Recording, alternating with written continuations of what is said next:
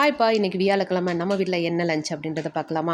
நம்ம வீட்டில் ஒரு வல்லாரக்கீரை செடி இருக்குது. அதில் கொஞ்சம் இலைகள்லாம் கொஞ்சம் நிறையாவே வந்துச்சு. சரி, அதை வேஸ்ட் பண்ணாமல் எடுத்து இன்றைக்கி அதை பயன்படுத்தி ஒரு குழம்பு வச்சிடலாம் அப்படின்னு ரெடி பண்ணியிருந்தேன். வல்லாரக்கீரை பருப்பு கடையல் பண்ணலாம் அப்படின்னு சொல்லிட்டு அதை எடுத்துகிட்டு வந்து பறித்து க்ளீன் பண்ணி வச்சுட்டேன். அப்புறம் வந்துட்டு குக்கரில் பருப்பு போட்டுட்டு, துவரம் பருப்பு தான் போடணும், துவரம் பருப்பு, அப்புறம் பூண்டு ஒரு 3 பல் பூண்டு போட்டுக்கலாம். அப்புறம் வல்லாரக்கீரை நம்ம க்ளீன் பண்ணி வச்சுருக்கோம்ல, அதையும் போட்டுக்கலாம். போட்டுட்டு இது கூட மஞ்சத்தூள் போடணும். மஞ்சத்தூள் போட்டுட்டு நல்லா ஒரு 2லேருந்து 3 விசில் வந்துட்டு விட்டுட்டோம் அப்படின்னா நல்லா வந்துட்டு அந்த கீரையும் சரி அந்த பருப்பும் வந்து நல்லா மசிஞ்சிரும்.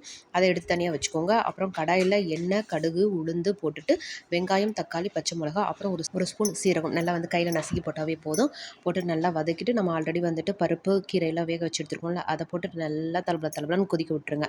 இப்போ வந்து இப்படியே நீங்கள் சாப்பிட்டா கூட ரொம்ப நல்லாயிருக்கும். இப்போ குழந்தைங்களாம் இருக்காங்க அப்படின்னா அவங்க இலையாக இருந்தால் சாப்பிட மாட்டாங்க, ஒதுக்கிடுவாங்க. அதனால் மிக்சியில் போட்டு ஒரே ஓட்டு தான் ஓட்டிட்டு அப்படியே இறக்கி வச்சு சாப்பாடு வச்சு சாப்பிடுங்க. ரொம்ப சூப்பராக இருக்கும்.